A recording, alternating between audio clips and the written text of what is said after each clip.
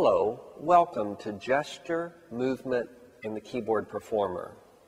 This video explores how a somatic approach to learning, practicing, and performing creates a positive musical outcome. I'm Robert Bozeman.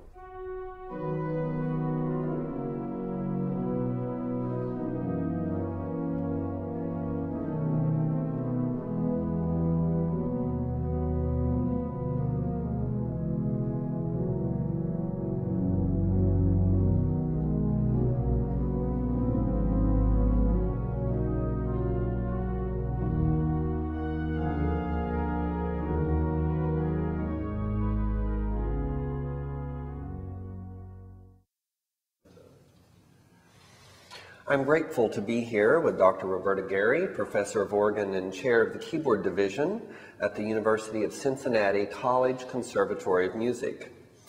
Good morning, Dr. Gary, and thank you for being here with me today. Good morning, Robert, and it's a pleasure to be here. I'm here lots of days every week, but this is a totally different experience. Yes, well, I hope it's a good one. It will be, I know.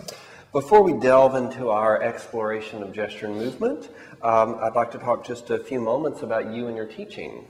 How long have you been here at CCM, as we call it?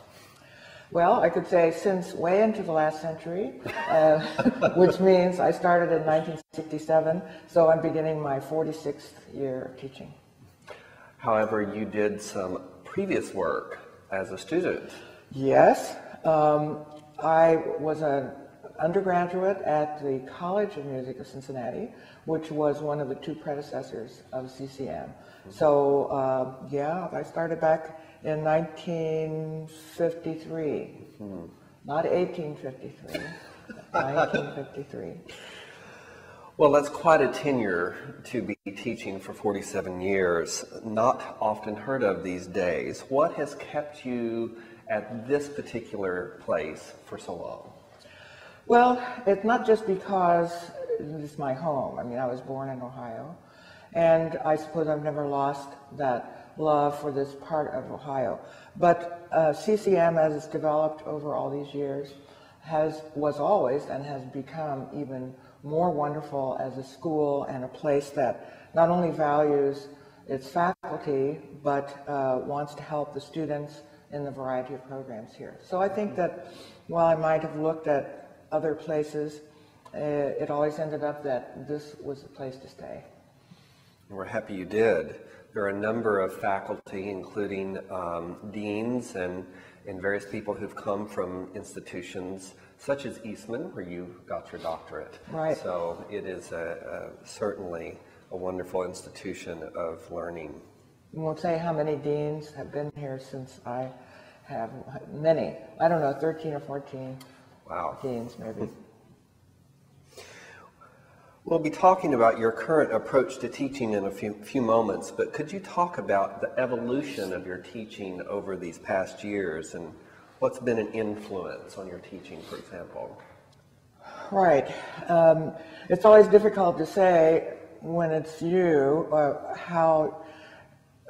why you changed or how you changed, but in trying to discern the answer to that, I would say that not necessarily in the order of importance, but the rediscovery of wonderful mechanical action organs has had a big influence on me.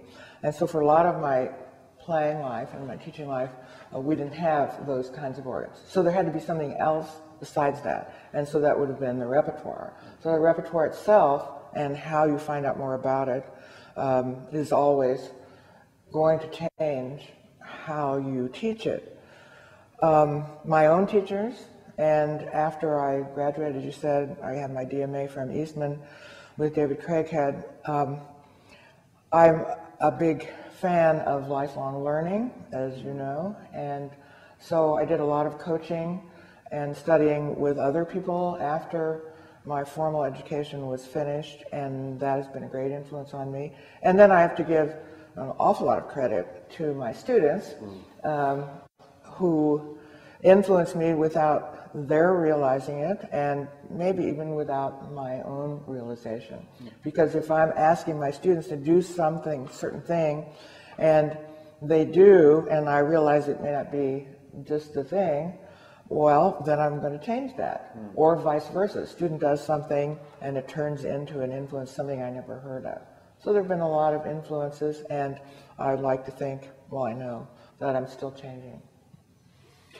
One memory I have that just came to me was having played my first recital here as a doctoral student and playing a Bach chorale on the Taylor and Booty organ at North Presbyterian here.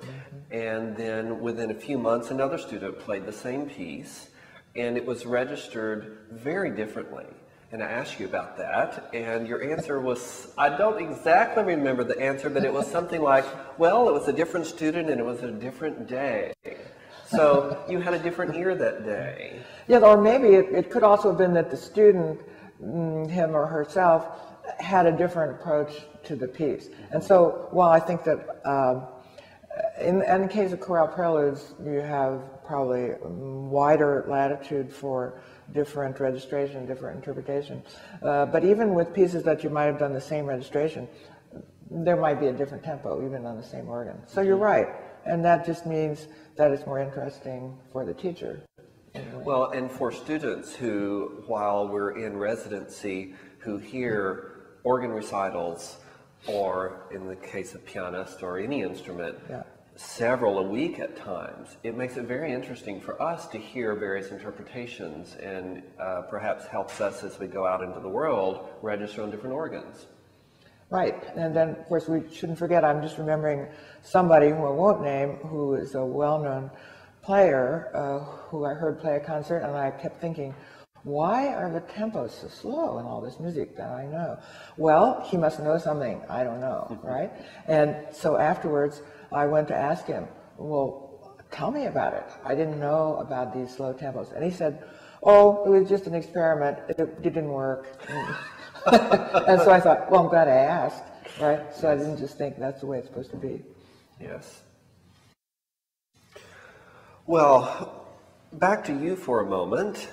What sort of physical challenges have you experienced that might have contributed to your approach to pedagogy? Right, and so in a question like that, I know we're both thinking of the fact that when I was 7 years old and I had just started studying piano, maybe I'd been studying for 6 months or so, I had polio. So, and then I couldn't play, and it was actually a very mild case of polio, or I probably wouldn't be here today. But I do carry the result of that, which means that in my right leg, so it only affected my right leg, I don't have complete use of that leg. I could walk, but and I could move it and so on, but I didn't have the greatest control. So I remember once saying to a teacher later, a movement teacher, I suppose organ is the very last thing I should have tried to play since I had a problem with my leg. And she said, no, it's the very best thing you could have done. Of course, I didn't know that. So it just happened. So now, does that change my teaching? Probably, because I don't have any students who don't use their right legs. And so I've had to imagine what advice to give in pedaling, perhaps sometimes, or to make students more aware of the possibilities in using both of their legs completely.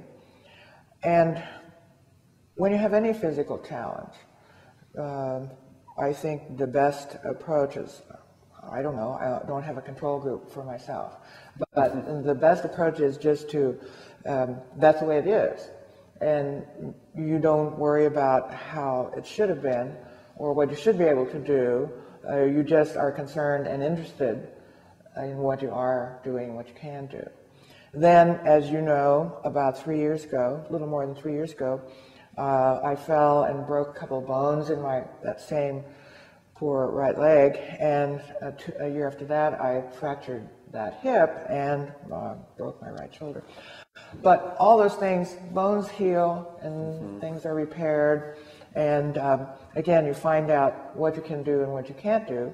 And to a certain extent, I'm positive that it improved my teaching because I was focused even more on possibilities, finding possibilities that were less, perhaps, than I had had before, and then trying to encourage students to do the same thing, even though they hadn't broken any bones, right? So maybe you zoom in a little differently on the reality of what a situation is. So while I could never say that I'm glad I broke bones, I am actually glad I had polio, though a small case that I had, because I think I would be a totally different musician and different person had I not.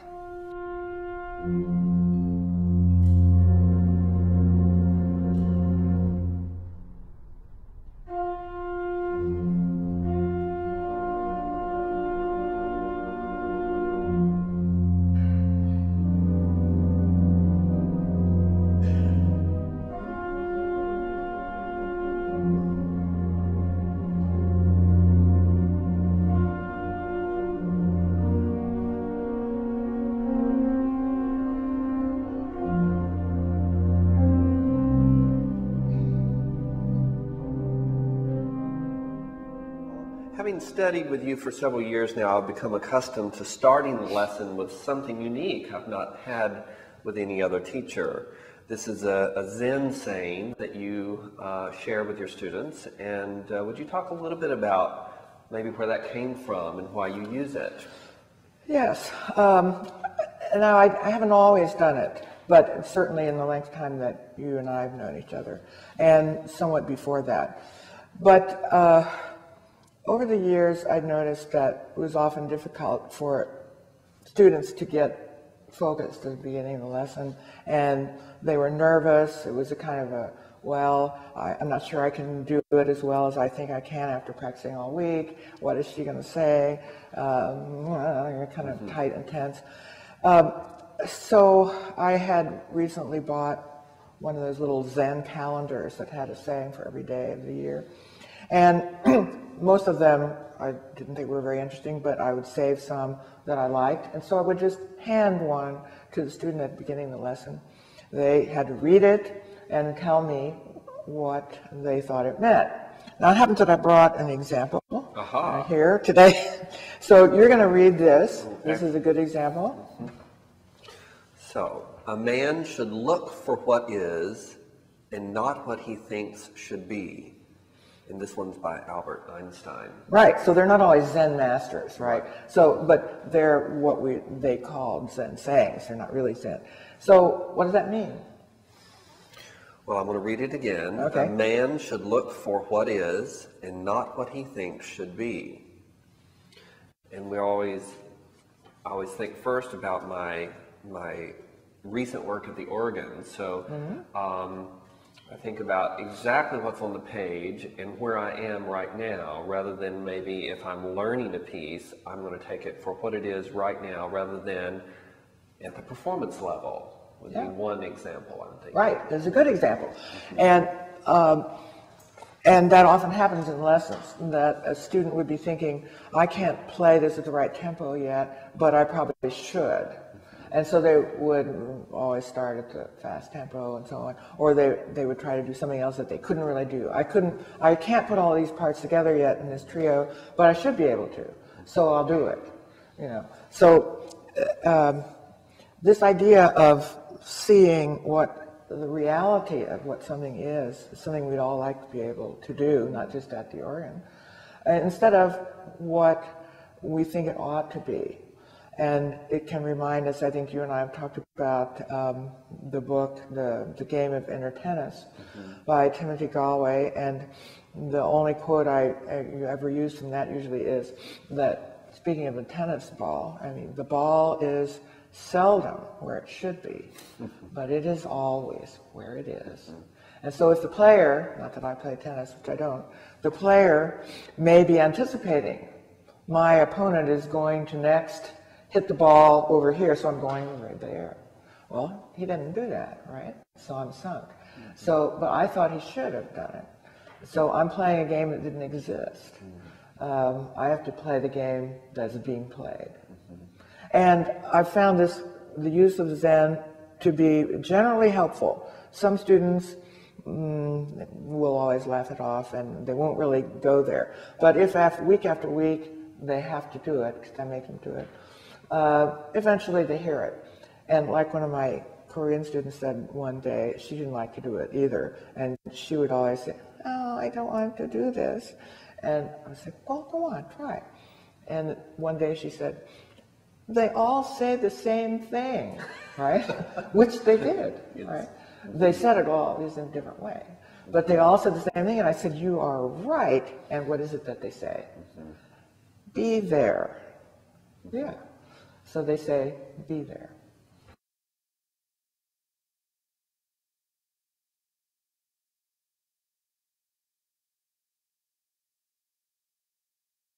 Another resource that you've given to me, which I find very helpful, is titled The Now Habit.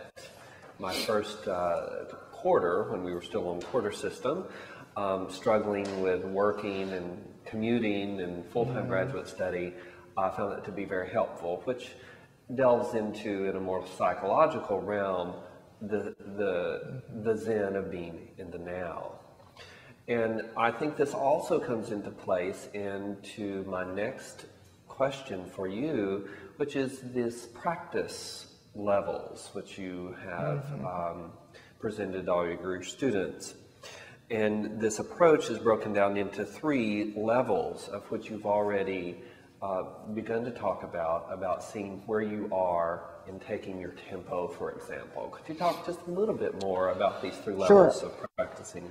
Of course, practicing is is for many people a very personal approach to how they do it, and they have their own routine. What I'm concerned with is 2 kinds of people. One, the student who has no routine, who just goes in there and, as we say, locks themselves in the room for however long and just plays through things and figures that will work. And then there may be another sort of person who has a routine but is always doing everything the same way. First then I do this, and then and so on. So I made out this handout for how to practice based on pretty much how I practice. That's the only thing I could do, right? And in doing it, I became a better practicer. And I've changed it over the years. I haven't changed it for a while. But in trying to teach somebody how to practice, I figured out that often people don't realize where they are in their work. So I called the level 1 working it out. And I gave a lot of directions on working it out. And it's the most important level, because if you don't work it out, you don't have the firm foundation for what you're going to do next. And many people bypass this, and they're in a hurry to make it sound good or to get it a tempo, get ready to perform it. So working it out has several instructions how to do. Then second level, putting it together. So this now is, again, where you could stumble. You could now try to go too fast.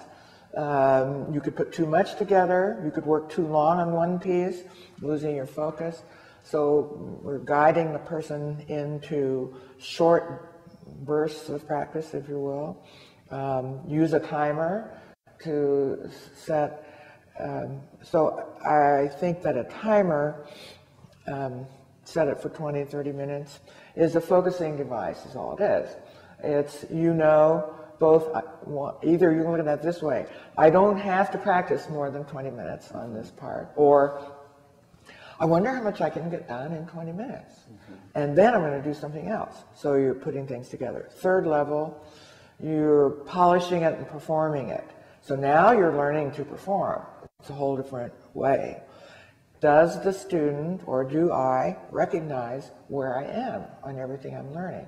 And I should have pieces or parts of pieces at level 1, some at level 2, some at level 3, so that I can go back and forth. So I can make it like a game, in a sense, or I can make it like a choir rehearsal. Most of the students have choirs, and I ask them how they set up their choir rehearsal routine. And when they think about that, they realize that it's in a similar way to how they maybe should be practicing themselves. One of the things in level 1 is see everything on the page. Yes. And this is the one that I think is the hardest, was the hardest for me, and certainly has been the hardest for the students that I have taught since I came into contact with this, is learning to stop in place. Right. So stopping in place. So you're learning a piece, and this actually, I already did this in my practice, but I didn't know what it was called until my husband, who is also an organist and who for many years taught Suzuki piano, told me that that was an integral part of the beginning piano for the 4-year-old or whatever year old, 5-year-old child.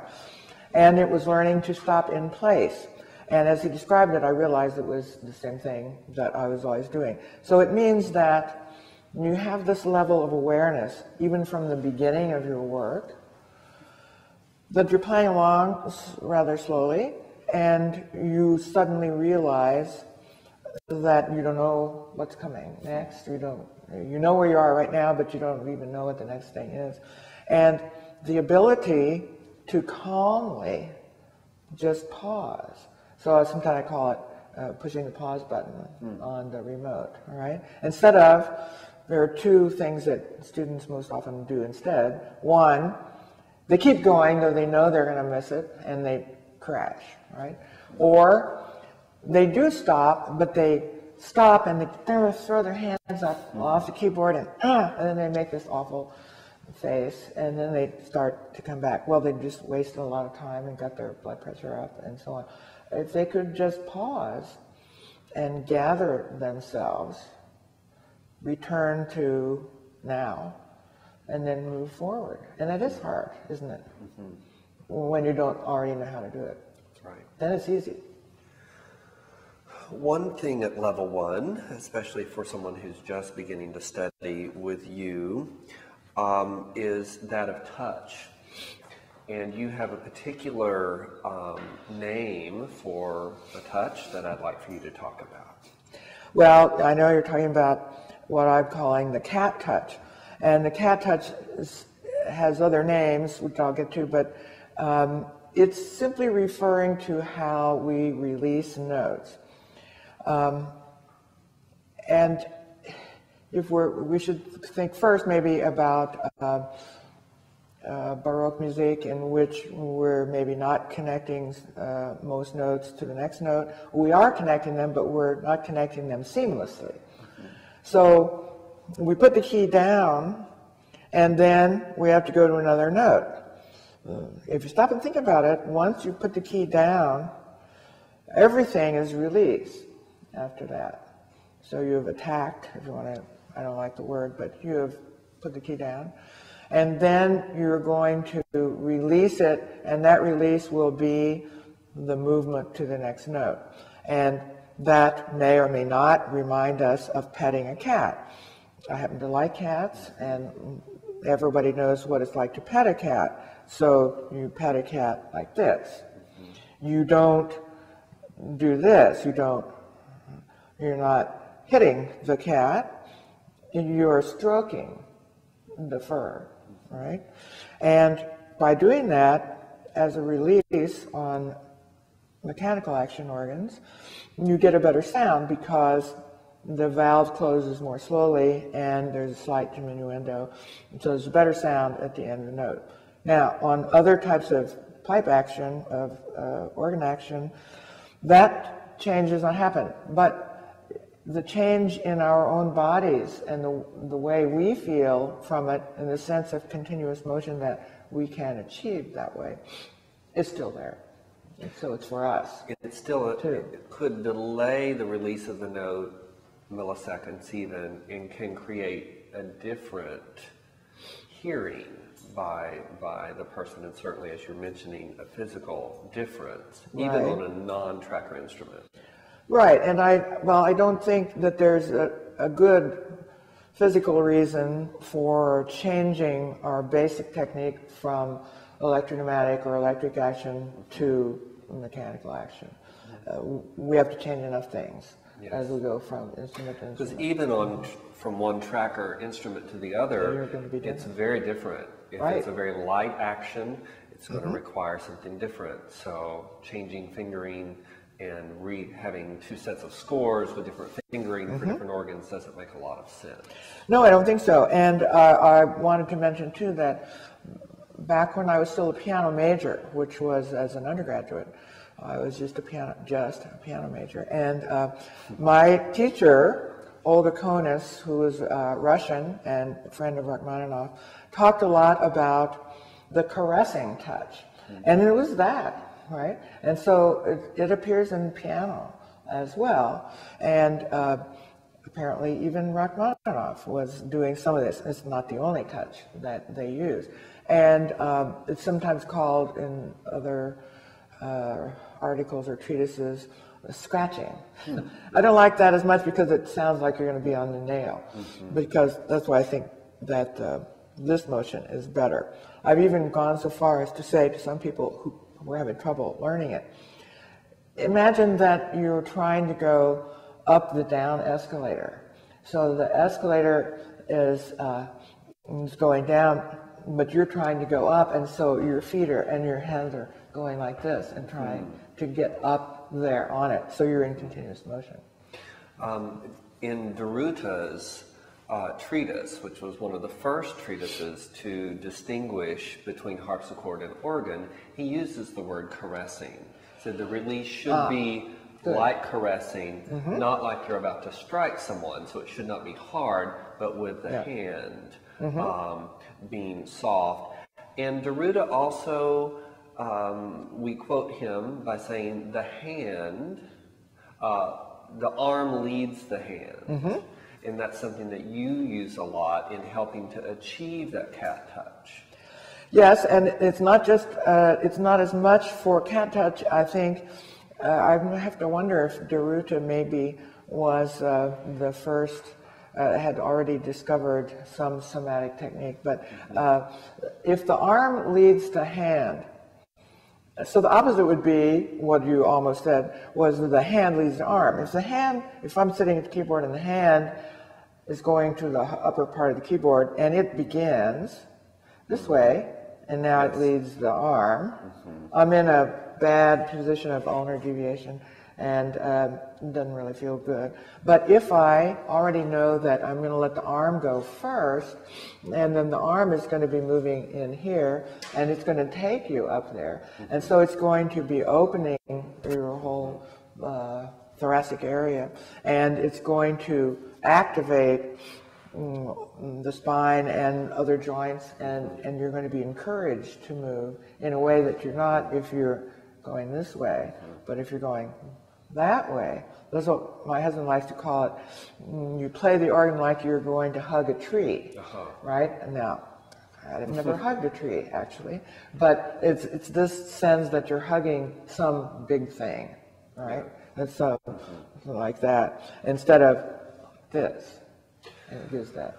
Well, you've used two to three terms that I want to talk further about, because some of us may not know what these are. So the first one was somatic, which is one of the really the topic of my project. So and I would just say it's the easiest definition is that it's something relating to the body, and so it's something that we don't think about, or we were not, people of my generation at least, almost always, did not think about this when we were playing music or when we were being taught. We were not taught anything relating to the body other than, well, you've got to be strong so that you can pound those piano keys, and that's an exaggeration, I guess. But to think that it could be helpful to study movement and gesture was not in most people's minds, I would say. And we wouldn't have known what somatic studies or anything like that would be. And the other term you use, which begins to move us into more in-depth topics about the body, you used ulnar and deviation, which ulnar is this bone here, and then deviation. You want to talk a little bit about that. That's a common problem with keyboard performers who have problems or pain in their arm. We often discover that they are somehow deviating there. Right, it's a problem with computer users too. So people who use their hands in a restricted area and at the computer even, they're going to end up doing this maybe. So if we probably don't realize at first that the rotation movement of the arm is actually around the little finger because of this bone here rotating like it does, and so that the movement goes this way instead of this way. And so if the hand leads the arm, which is how we got to this discussion, that's what happens very easily. And you didn't have to. I could start hand leading the arm and I could right away go. And it doesn't apply at all that we're going to lock ourselves into this position and only play in this position, because the wrist is a wonderful thing. It can go in all kinds of directions like this. But it is, if this is our default position, we're in trouble. Our default position should be this, and we're going to be in and out of it all the time. Most people are not aware of that, or they're often not aware of it until, as you say, then they start to hurt, and then, well, what's wrong, you know? So it's one of the things that you can see in somebody's body when they're playing. Lots of things you can't see quickly, but that's one that you can. And as a computer user, we're all using computers, all we have to do is think about it. We don't have to have an ergonomic keyboard. In fact, I don't really like them for the computer. Some people do. But all we have to do is think about it and remember not to tighten up and do our typing like this. So I'm already deviated. But we can just get ourselves a good chair, make sure we're the right height and all that. We're looking at the screen right. And maybe take 5% off our speed, and so that we can think about it. Because we can't have an ergonomic split keyboard at the organ that's right. or the piano. So we have to adjust there automatically. That's right. And one of the things that I said sometimes is the keyboard is flat, but we are not, right? And so we're not going to change the keyboard, but we can move ourselves around. So you've demonstrated already a vast knowledge of the body. And in your biography, I would assume that the Andover educator portion of your life has brought you to a greater knowledge of the body, and also led you to co-author a book, which is What Every Pianist Needs to Know About the Body, with supplemental material for organists by Roberta Gary and Tom Miles, who's your husband. Right. So would you tell us first a little bit about what Andover educators are, and then anything else you'd like to say about that or the book? Okay. Back in the 1990s, I suspect, or maybe it was mid-80s, I met Barbara Conable, who was an Alexander Technique teacher based in Columbus, Ohio at that time. And she came to Cincinnati one day a week to teach movement and acting here at CCM. And I had read a little about Alexander Technique, and I was interested in it because it was just becoming known at that point that people who had had polio in their childhood sometimes got something called post-polio syndrome as they got older and they became unable to walk or disabled further. So, and I thought, gee, I don't want that to happen. Maybe I'll talk to her. So I made her acquaintance, and it was certainly one of the wonderful things, fortunate things that happened in my life. So she immediately began to work with me at the organ and to help me learn about the body. And at that point, she was just starting to think that musicians really, ideally, need to be Alexander technique teachers, she would say. But that's a long training, long, expensive training. Most of us were never going to do that. Why couldn't she develop a system, a course, if you like, to help us know enough about the body and movement and gesture so that we could help the students in our own area? And we could probably help a lot of musicians, but we could specifically focus on, in my case, on organ students, piano students, and somebody else voice, somebody else flute, and so on. So she did, and she named this Andover Educators. I think she lived on Andover Street. Was it? So it didn't have anything to do with the Andover Organ Company or anything like that. So she developed this, and Tom and I were two of the very first, among the first group of 7 or 8 people who trained with her to do this. And then we did a 6-hour video course, and she graded it, and then she certified us as what was called Andover Educators. She is now retired, lives in Portland, Oregon, and the group goes on. It has a new director and a large group of people who have certified to do that in various areas. And it's still growing. So as a part of this, she encouraged the people who were working to be certified perhaps to write a book about it. And Tom Mark, who lives in Oregon, where she does now too, is a very fine piano teacher, and she wanted him to write the book for all keyboard players, even though I kind of pushed to have it say what every pianist, organist, and harpsichordist wants to know about the body. That wasn't a very good title, right? So he says somewhere in it, it's really for all keyboard players, but he wrote the part for piano, which does apply, 90% of it applies to organists as well. And then Barbara asked Tom and me to write some special stuff for organ, which interleaved in the book, and then a whole chapter at the end, special things that organists do. Yes. Right? Throughout the book, there's little inserts. Yeah, there would be little inserts. Especially when it comes to pedaling and these sorts of things. Yeah, and pedaling and how you have to move from the hip joints and things like that. It is a different balance problem for organists than for pianists. And would you go and... Will I go there? Go there, yes. Go there, right. So because there's a term I want... rockers, yes. or the sit bones. And so Barbara always called the sit bones, which are really the, what are they really called? The, well, I've forgotten. Ischial tuberosities, that's right. That's why we don't want to have to remember that. God bless you. Yes, it's the bottom part of the pelvis. And if you look at them on a skeleton, they look like little rockers.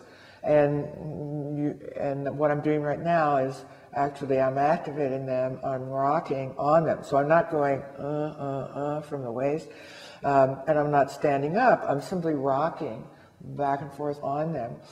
And pianists use them. Any player who sits to play should know where they are, and we should know where they are to use the computer, started to say to play the computer, to use the computer and to do anything. We should be using it. But if we don't use them at the organ, I think we're really in trouble. We're asking for trouble. And unlike pianists who even sometimes have a padded bench, we have a solid surface in which you can really find contact. You should be able to feel it. Right. And of course it's not... when we're looking for them, we have to remember that it's the muscles that move them, right? And so we know they're moving but we're also using muscles, working muscles to do it. Yes. Remember that work is not a bad word. Right. Work is not a four-letter word, right? Correct. And in both of these terms you've used with me at the organ in pedaling. I especially remember the concerto in A minor, the Vivaldi, where there's all of this business of going way up here while the hands have to be in the opposite end. And that's where I began to really study the rockers. Would you talk about how the approach to pedaling, the incorporation of the rockers, has it maybe influenced your approach to pedaling? And I'm thinking specifically having grown up in or been taught in a tradition of knees together, heels together, measuring, and the other term that I've forgotten, pivoting. Yes. So could you talk a little bit about how the rockers can help us navigate all of that? Yeah. Well, the idea, I'm going to start first with the knees together and say that there's another advantage that I had because of polio. Because I actually couldn't keep my knees together and my heels together at the pedal board, and so I was never taught that. So I didn't have to unlearn it. My pedaling, well, any organist pedaling in the general repertoire is probably about 75% left foot, 25% right, from the nature of the pedal board that the bass notes are the ones you're going to use the most. So I could be wrong, but 3 to 1 probably left foot. But mine is probably 4 to 1 or so. So I'm not using as much. But if we're taught to have knees together, and I understand the reason, as you said, for measuring intervals, it's supposed to help the beginner of this is a second, this is a third, this is a whatever, and they're moving their feet out like this and that. Well, they're going to have to leave that at some point. Anyway, as soon as they get to a bigger interval, then okay, it's a different way now. Now we'll measure it by touching over the pedal and so on. And what if I put my foot on the swell pedal? I'm not keeping my knees together. It would be very hard to do. So I think that I believe I would start teaching the pedal from the beginning with not the relationship between one foot and the other, but the relationship between one foot and its next note, not the other foot's note. So, and that involves, we're getting to the rockers now, that involves the rockers and the hip joint. So if I'm going to move my foot, my leg, laterally down the pedal board, if I think it comes from the knee, and I'm trying to turn from the knee doesn't work that way, I'm in trouble. But if I know that I'm balanced on my sit bones and that my hip joint opens out to the side, just as my shoulder joint does, they're doing the same thing, then I can easily reach down to the bottom of the pedal board, up to the top part of the pedal board, and I can keep in contact with the pedals and know where I am. So I can have, or you can have, anybody can have, a little TV screen in their head where they see the pedal board. It's like those remote things they used to have in laundromats in apartment buildings, and where you could watch your laundry going around from you were upstairs in your apartment. So they probably don't have those anymore, I don't know. But you don't have to be looking at your feet. You can sometimes, and that's fine, but you don't have to be to see it. Your kinesthetic sense of your legs through this nice organ shoe that has a thin sole, you know where you are on the pedal board. And what's moving is you're moving from the hip joint when you do that. In other times, you're moving more from the ankle joint, but there's something happening. In the same sense that when you move your arm along, arm leading the hand, or arm just sitting here and playing, the work is really coming actually from the beginning of the arm, but certainly a lot from the shoulder joint too. And it's a lot like the leg in that sense. So the first thing that Barbara Conable did with me, as I recall, was at the organ, was, okay, let's find the rockers. And I said, what? So you had to learn, sideways is easiest. So you had to learn to rock sideways like that. And after you could do that, then you could rock back a little. And so it's always in contact with the bench, and you're rocking back and forth. And then what you discover when you try to rock forward is that you think you're going to fall off the bench. And so you know what you have to do. What do you have to do then? To not fall off the bench. But to bend from the hip joint, but yes. keep in contact with the bench. Yes, and you're going to have to use the muscles of the thighs, front, top and bottom, front and back, however you're looking at it, and the glutes too, and the muscles of the pelvic floor in general, which are muscles that we don't talk about much in teaching keyboard. So everything engages. Everything engages, or you're going to fall right off into the keyboard. And I think that's why a lot of people don't move much as they feel that they're going to fall. So they haven't gotten in touch with, if you will, or they haven't gotten an awareness of what's happening in the pelvis and in the legs, upper legs, because they are focused on, what do I do with my hands? What do I do with my feet? All the stuff in between is just to hold together my hands and feet, I guess. And I can do something with my brain maybe too, but the main thing is the hands and feet. Hands, feet, and brain. The rest of it, well, I haven't got any idea. So for someone who's wanting this greater awareness of the body, students who study with you get some sense of that, and some of us, for example, I came to study and do this degree with you, knowing of your training and sort of in ask at the very beginning, I really want to improve my body and awareness.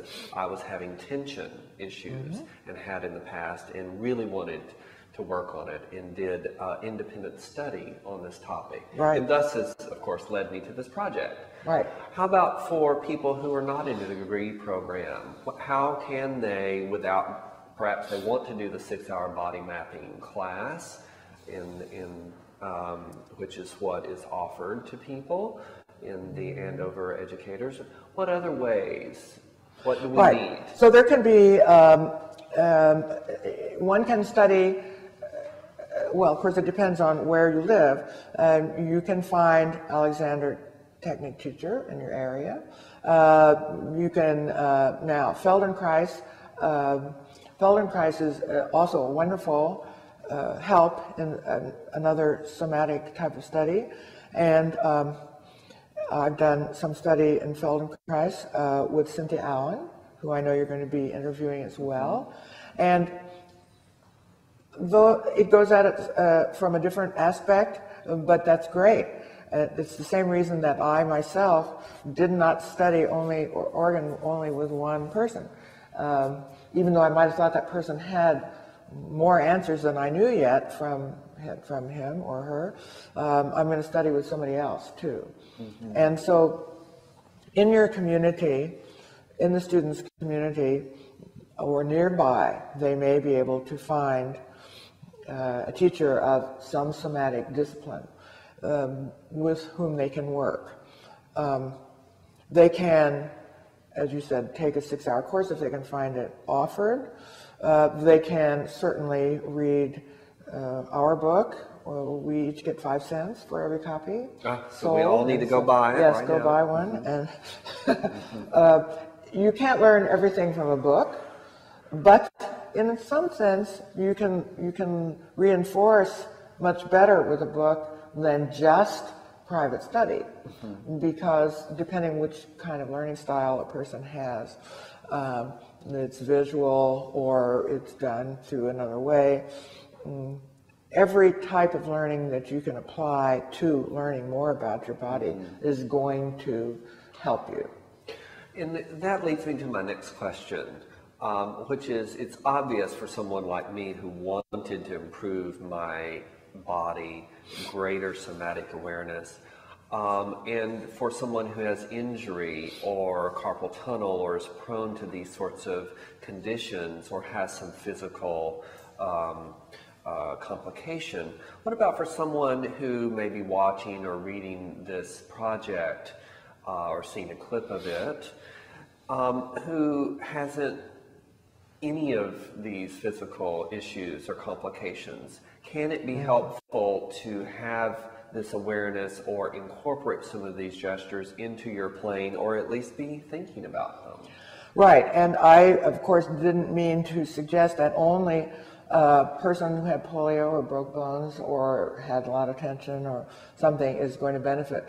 They're going to maybe see, they're going to want this more, in a sense. They're hurting or they're missing something, and they have some handicap. But I think that's the danger of wanting of the Alexander or Feldenkrais or anything. It's this perception that, well, I'm okay, I don't need that. I don't have a physical problem.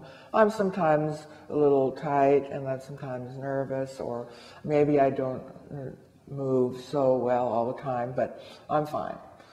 I think that anybody, musician or not, but we're talking about musicians, any musician is going to benefit from more awareness. We know that when it comes to the music score itself, because if we learned a piece of music 2 years ago, 5 years ago, and we come back to it, I think I'll work that up again, right? Invariably, I, even now, at my advanced stage, will say, gee, I didn't see that before. Or, not I didn't see it, but I didn't really understand this. I didn't realize that this could be easier, more musical, better balanced, whatever, if I. And because now I've already got in my body awareness what I had then, 5 years ago, whatever, but now I'm already further, right? So now I can go further. I don't have to do what somebody called a microwave the piece forever, right? So I don't have to, okay, here it is, I'm going to play it exactly like I did it, and I've got all my markings on here, I'm going to do all that again. Well, that's going to be helpful. I don't have to start from zero anymore as far as the score goes. But I need to be there, so I've got to think the Zen thing, right? I'm actually here. I'm actually noticing this. It's as though I didn't know the piece, but I really do. I both know that I know the piece, and I know that I don't know the piece. So that's really what I think we call the beginner's mind. I've read that in Zen. So the beginner's mind is not always for beginners. It's for advanced people, and that's, I think, what we lose sometimes. It's not exactly a feeling that I know, oh gee, I already know all that or something, but sometimes it is that, and we've got to get over that, and we've got to say, yeah, I know how I move to do this, but let me think about it. Let me observe my body. How can I actually move? Do I have to do it in the same way every time? What about a different way? How can I get to a different way? Maybe I'll come back to the first way. So it's this constant reevaluation. That's not exactly the right way to put it, but it's this constant awareness. Okay, it's that simple word. Am I aware of what's happening? There is no future, there is no past. I'm just right here doing it. And I think you know what I mean by that. I do. So I have prepared a piece that's almost exactly like in this place. How did you know? I don't know, I just guessed. I have prepared the Fugue in E flat, the last large piece from the Heavy Urban Part 3. I learned this about 18 years ago. Oh, wow. And I shan't tell you how old I was then. You were a child. I was a child. Yes.